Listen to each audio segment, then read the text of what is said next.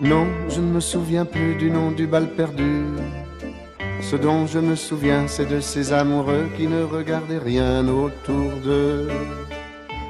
Nosfell, heureux de vous retrouver. Principe du mot à mot, on le répète, hein, le mot est la question. Et mon premier mot vous concernant, c'est Véli. Véli. Ça me renvoie à quelques années. Parce que c'est un mot qu'on a peu l'habitude de rencontrer. C'est écrit V-E, accent aigu, L-I-E. Eh oui, absolument. C'est féminin. C'est féminin. C'est un insecte patineur qui a des petites ailes pour s'envoler. Et c'est un personnage central dans un des contes que j'ai écrit et autour duquel on a composé un opéra. Et ça m'amusait dans ce conte de proposer qu'un animal qui serait comme très fragile pour soi-même, puisque à l'échelle d'un insecte, soit le gardien du sentiment amoureux qui était enfoui au fond de ce lac artificiel qui est le lac Segad-Zevamins. Voilà. Donc ces insectes patineurs, on dit que l'habit ne fait pas le moine. Alors, voilà. Et ce qui est intéressant dans ce personnage-là, le personnage de la Vélie, c'est que c'est tout ensemble qu'elles sont plus fortes. C'était aussi une symbolique qui me plaisait. Le mot suivant est carriériste. Est-ce qu'il est question de 10 ans? Je l'ai rajouté un peu. Oui. Il est question de 10 ans de carrière, mais bon, c'est un peu plus simple.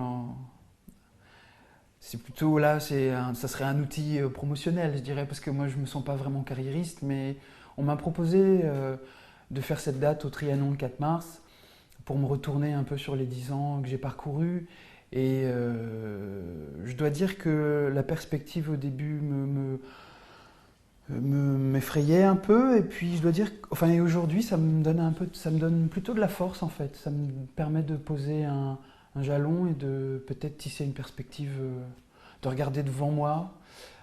J'ai pris quand même pas mal de chemins de traverse pendant 10 ans.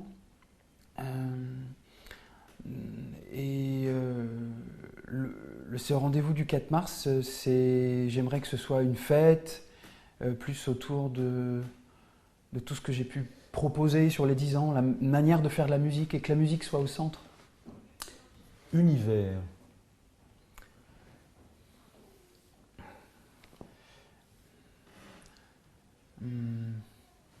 C'est marrant parce que vous me dites ça et dans ma chambre j'ai gardé les livres qui me fascinaient quand j'étais enfant, notamment dont un qui s'appelle L'univers et la Terre et un autre qui s'appelle Constellations et planètes.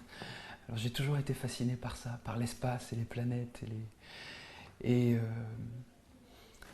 peut-être que c'est cet environnement que j'ai créé dans lequel je fais évoluer différents personnages, dans lequel il y a différentes régions, des personnages qui viennent de familles, qui ont des fonctions particulières, des métiers, et puis toutes les histoires qui enveloppent ces personnalités-là. C'est une manière à moi c'est mon infiniment petit à moi. Fantasme.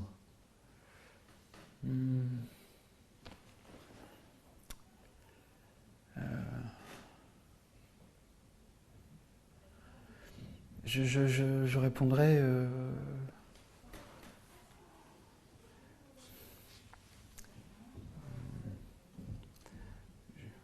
Je répondrais que... je ne sais pas quoi répondre juste. Qu'entendez-vous par là? On peut l'écrire avec un F, on peut l'écrire PH. Oui, c'est vrai. C'est selon. C'est vrai. Je pense que ce qui m'a souvent suivi, c'est le fantasme d'une vie nouvelle. Et peut-être que c'est devenu une faiblesse et c'est devenu une force dans la création. Vie nouvelle. Oui, je me suis souvent senti un peu en équilibre instable dans ma famille, dans mon enfance, Et je pense que c'est ce qui m'a poussé à ponctuer comme ça mon existence de rendez-vous, de création, où mon esprit est totalement accaparé par une seule activité, et qui est l'activité de créer, de donner naissance à quelque chose. À 14 ans, un langage qui s'appelle le Clocobetz. Hein. Mm. Alors, je ne l'ai pas le mettre là, mais mettons là, parce que c'est une expression. Mal-être. Le mal-être, c'est un moteur. Et ça a toujours été un moteur pour moi. Encore aujourd'hui ? Justement, alors aujourd'hui, comme j'ai la chance d'avoir cette vie de musicien Une carrière. et d'avoir le loisir de me lever le matin et de me dire bon, qu'est-ce que je vais faire aujourd'hui, et d'avoir le loisir de penser à la musique tout le temps et d'essayer d'être digne de ça, de ce temps dont je bénéficie. Le mal-être, je me rends compte que ce mal-être, il est un peu plus pernicieux. Enfin,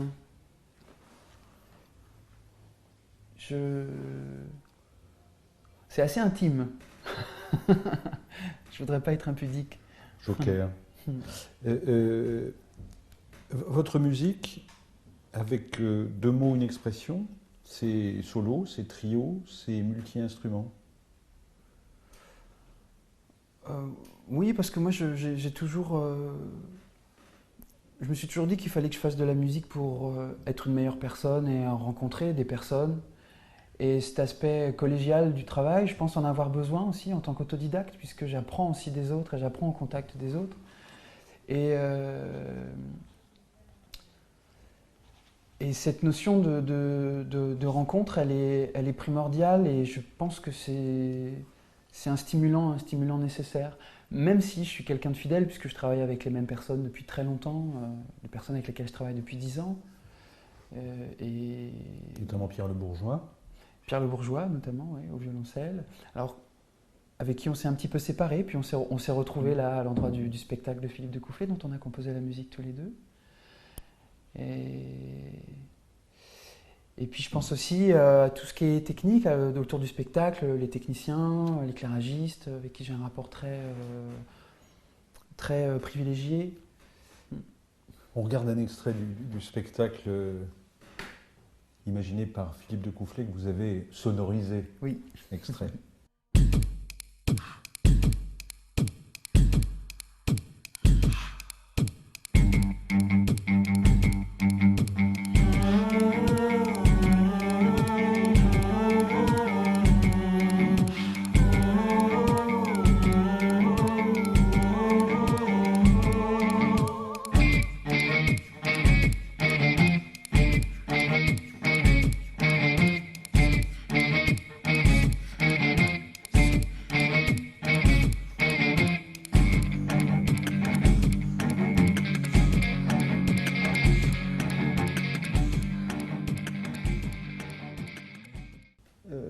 Le mot suivant, c'est toujours par rapport au spectacle. C'est direct. On dit aussi live.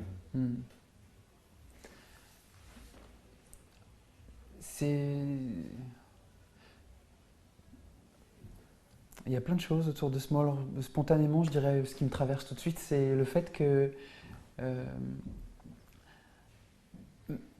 j'ai toujours défendu ma musique. En concert, ça a toujours été très important pour moi de monter sur scène et de jouer la musique en direct et qu'elle soit organique et qu'elle soit vivante et qu'elle soit perméable. Et alors que là, j'écris la musique pour le spectacle, en l'occurrence mise en scène par Philippe de Coufflet, même si je défends aussi ma musique puisque c'est une esthétique que je défends et on n'est pas vraiment dans la commande. Je suis toujours amusé et en même temps c'est peut-être aussi un défaut, je ne sais pas, mais de voir que je suis obligé d'interpréter la musique que j'écris. Et c'est-à-dire que tout ce qui se rapproche de la commande musicale qu'on a pu me faire, en fait, la condition a toujours été que je l'interprète. Et du coup, c'est un rapport à la musique pour moi qui est intéressant et qui peut être contraignant. Et des fois, je le regrette parce que j'aime beaucoup réaliser des disques et enregistrer la musique. Ça me passionne, ça m'a toujours passionné. Et voilà, c'est un de mes traits de caractère. Corps. Le corps.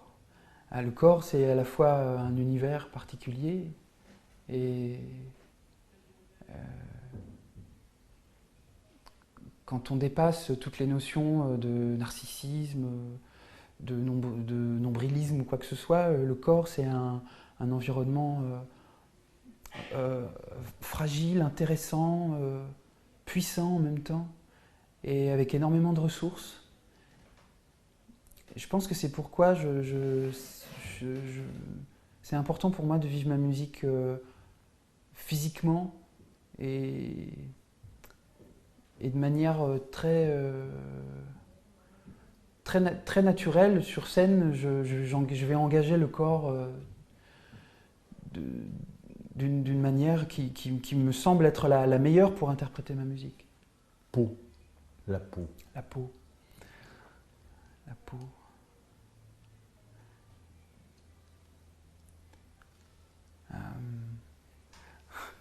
La peau.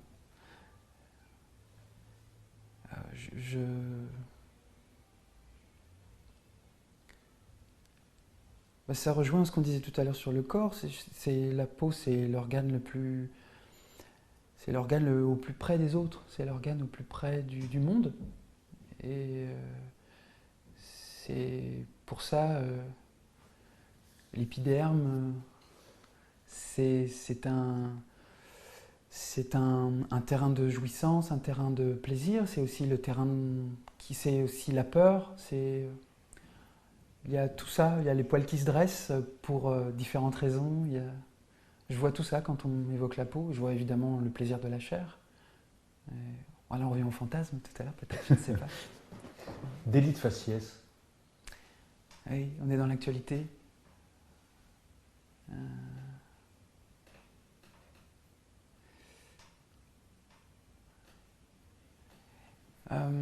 Par quoi commencer ?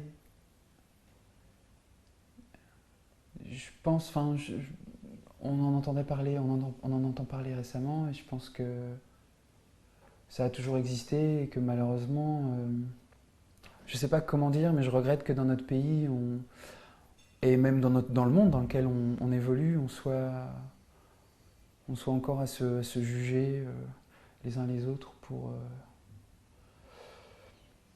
non seulement la couleur de la peau, mais aussi une manière de s'exprimer ou un regard, et qu'on porte comme ça les uns sur les autres des problèmes existentiels et au final, que ce soit l'orgueil et la vanité qui l'emportent. Massif. Le qualificatif massif. On peut la coller avec amour, parce que vous en avez fait un disque. Oui. Mais pourquoi l'amour serait-il massif ? Parce qu'il est, pour moi,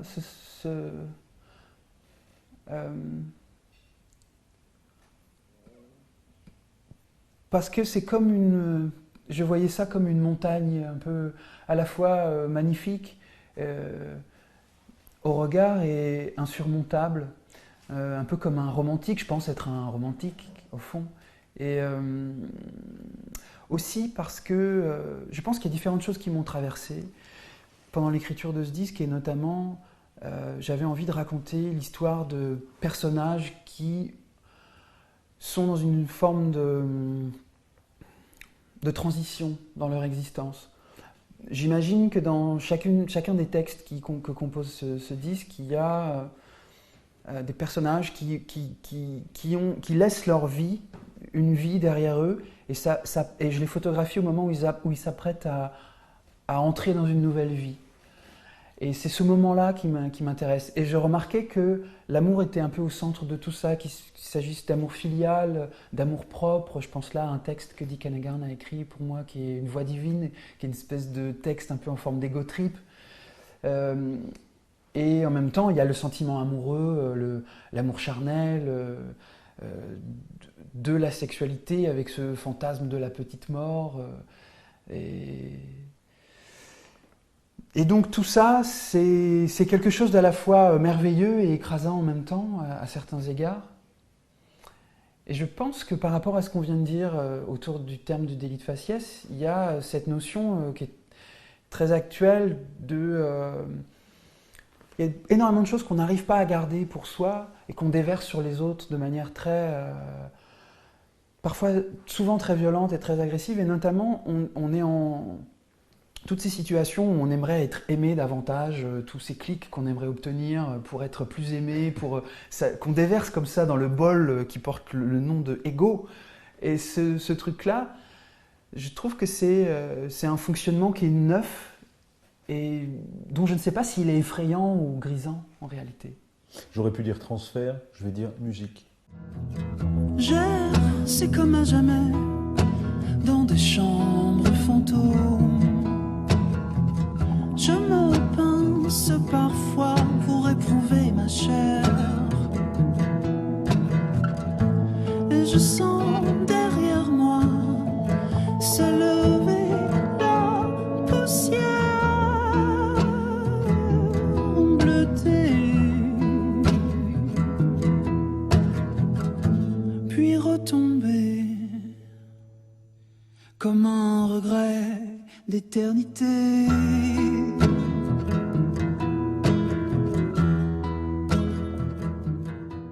Neil Young. Neil Young, Neil Young, oui, c'est une Madeleine de Proust. J'aurais pu dire incontournable. Oui. Incontournable, Neil Young. Neil Young. Oui. Moi, ce qui m'a toujours fasciné dans le travail de Neil Young, c'est que Neil Young, il se situe toujours à côté de ce que peut être un folkeux, un songwriter, tout en étant un songwriter, tout en étant un musicien de folk. Et il y a une fragilité dans sa manière de composer, dans sa manière d'écrire, qui m'émeut et qui m'émeut toujours. Et même, j'ai lu sa biographie et je trouve que c'est vraiment un type extraordinaire, passionné, passionnant. Qu'a-t-il fait ? Toutes ces collections de trains électriques, toutes ces folies, toute cette espèce de fantasme de restituer une musique enregistrée avec un son, avec un son parfait. Il est vraiment dans un monde particulier, et en même temps, ce regard qu'il peut avoir sur sa famille, sur ses racines, sur ses enfants. Et je sais pas, je trouve que c'est un être touchant. Et en même temps, j'aime pas trop ça, c'est-à-dire que j'aimerais aimer un artiste pour sa musique et juste pour ce qu'il produit et qu'il puisse se masquer derrière son travail. Et en même temps, je lui confère ça quand même parce qu'il a été très très productif, et si bien que son travail finalement masque sa personnalité, je trouve que c'est bien. Mani. Alors ça j'en ai des manies. Alors je vais vous confier quelque chose, parce que c'est vous. Allez-y mon garçon. Alors quand j'étais gamin, j'étais fasciné par les vedettes américaines de sport américain. Et si bien que... Alors c'est plus de l'ordre du trouble obsessionnel compulsif, mais si bien que chaque fois que je vois un chiffre, je suis obligé de prononcer qui correspond à un joueur, je suis obligé de prononcer le nom du joueur. Et ça fait 14. Alors 14, j'ai pas de joueur. Dites-moi un autre. 7. Peter Maravich. 9. Rodney Peete. 2. Larry Johnson. 3. Cedar Threat. 1. Tyrone Boggs. 0. Kevin Duckworth. Et ça va jusqu'à combien ? En fait, il y a des trous, parce que vous voyez, 14 par exemple, je n'ai pas de joueur. 17. 17, Chris Mullin. Bon, 22. Clyde Drexler. On a combien de temps On a 1 heure à peu près. Ça c'est 28. C'était mon numéro, le 28. Alors je dis, moi, je donne mon nom quand je vois le 28. C'est terrible, c'est bizarre. Quel est votre nom ? Alors votre nom c'est Labiala Fela Da Jaoui Fel. C'est ça ? C'est le nom de mon personnage, oui. Ouais. Alors on va terminer quand même, on peut pas s'en passer. C'est Poma et Clocasia Balek. Oui. Alors faisons-le, enfin, je veux dire, ça fait un côté séquence nostalgie, jubilé, etc. Mais c'était quoi le Clocobets aujourd'hui? C'est loin, non? Oh non, c'est toujours là. C'est toujours avec moi, le Clocobets. Et pour moi, il y a Clocochaz, il y a Balek, ça veut dire bienvenue en Clocochaz. C'est un disque dans lequel je plante un décor avec différents personnages qui ont des chemins croisés ou des chemins parallèles. Et c'est ce que j'essaye ensuite de développer dans les disques suivants. Le Clocobets, je saurais mieux en parler que la première fois qu'on s'est rencontrés, où pour moi l'histoire de la genèse, si je peux dire, de ce langage avait tellement de parts sombres et qui étaient pour moi indissociables de l'histoire même que à l'époque, j'étais absolument incapable de les dissocier. Vous l'inventez à 14 ans. Hein. J'aimerais qu'on regarde la manière dont vous écrivez et la manière dont vous concevez votre musique. Est-ce que vous pourriez nous expliquer ce que représente cette page, par exemple? Bah alors ça, c'est un carnet c'est le dernier carnet, alors il n'y a pas beaucoup de choses dedans, mais ce sont des paroles de chansons. Donc il y a écrit Timora Javbla, Tila Ndat Plavij, Nyaka Blakam Fil, Helabum Glistensil, Blasis, Til Blajovdal, Til Blajovdal. S'il fallait... C'est le premier couplet d'une chanson sur laquelle je travaille. Parce que ce langage est parfaitement créé, il est parfaitement écrit, il est parfaitement noté. Ce que vous me montriez il y a quelques années. Oui, hein. Donc vous avez vos cahiers avec ce langage et avec cette calligraphie tout à fait singulière. Et depuis, on a fait un livre qui s'appelle Le Lacovelli, dont on avait parlé aussi, dans lequel il y a une traduction, une proposition de traduction, d'adaptation dans mon langage et qui est écrit sur un conte d'abord écrit en langue française. Pour terminer, s'il n'y a pas assez de mots ou si les mots sont mal utilisés, comment dirait-on Charlie en Clocobets? Qu'est-ce qu'on associerait? Qu'est-ce qu'on associerait à Charlie? Parce que Charlie, on dirait Charlie avec l'accent. Ouais. Mais qu'est-ce qui se dirait de ce qui s'est passé, enfin en tout cas de ce moment d'histoire en Clocobets? Comment est-ce qu'on soulignerait? Comment est-ce qu'on s'en échapperait? Qu'est-ce qu'il faudrait? Quel est le Clocobets, le mot qui arriverait à cet endroit-là?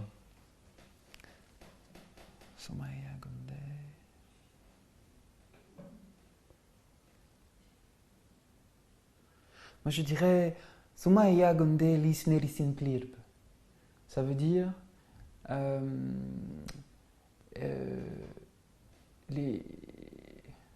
comment traduire ça? Notre propre souffle est le premier pas vers la liberté. Le mot suivant est chute. Merci. Merci à vous.